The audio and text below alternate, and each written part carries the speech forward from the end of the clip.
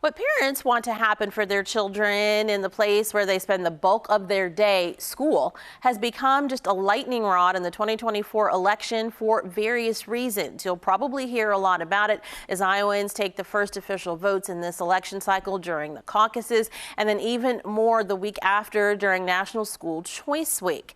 Right now, live with me is Shelby Doyle, Vice President of the National School Choice Awareness Foundation. Good morning to you. Good morning. Thanks for having me. Definitely.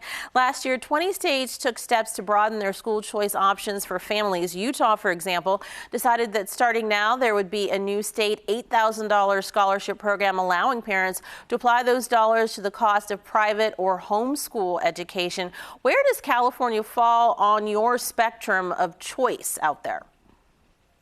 So California is an interesting case because there's some areas where California offers really a lot of school choice and some where it doesn't offer as much as other states. So backing up for a second, we count everything under the sun for school choice, whether it's traditional public school, public charter school, public magnet school, private online, or a homeschooling option. If parents choose it, that's their school choice. But when it comes to California and how it stacks up, open enrollment is something that allows parents to choose a public school other than the one that they're assigned to for their child.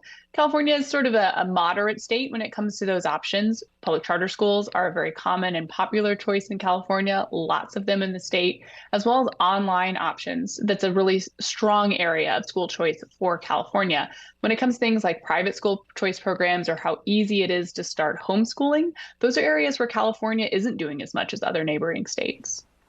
All right. Now, most parents are familiar with some of the terms you just went through, what a charter school is, what homeschool arrangements can look like. But a term I think many may be kind of unfamiliar with is microschooling. What is that?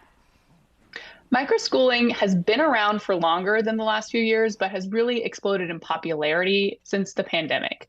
In a lot of cases, when families weren't able to send their children to school in person, they formed little local arrangements with just a couple other families, and these have turned into long-term micro schools in a lot of cases. These are community-based, they're innovative, they're micro, it's in the name. They're sort of a one-room schoolhouse throwback. But what is great about these is they can be super customized to what just a few families are looking for in terms of structure or schedule or curriculum. And so it's kind of this new cutting edge of education that I think we'll see grow as parents want more flexible and more customized ways to do their kids' school days as their work days become that way too. I think this is what we'll see growing in the future.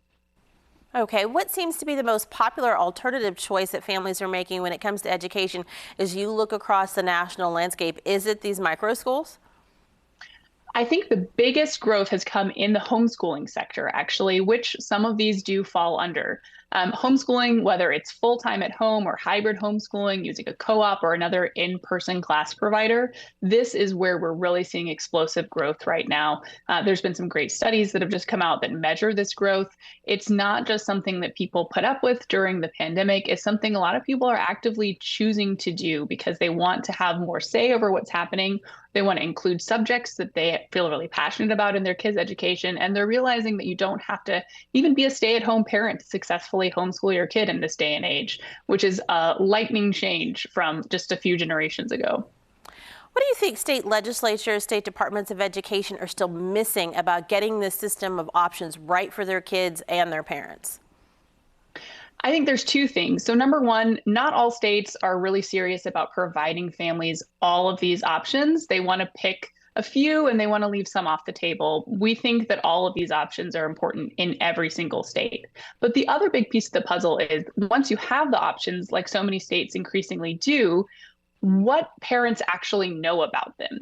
So it's not just about making options technically available, it's making sure public awareness is actually meeting that information, because parents can't choose a school that they don't know they're eligible to send their child to.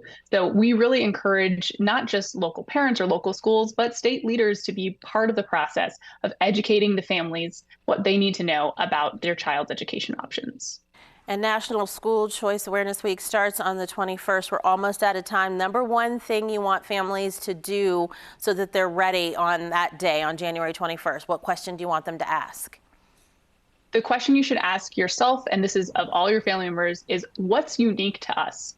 that determines what we need out of a school. You'll find rankings, ratings, reviews, recommendations everywhere you look through this process.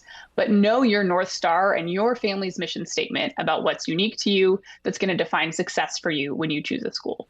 I like that. Know your family's North Star. Thank you so much for joining us this morning with all of this information so that parents can make the best choice for their kiddos. We appreciate you. Thanks.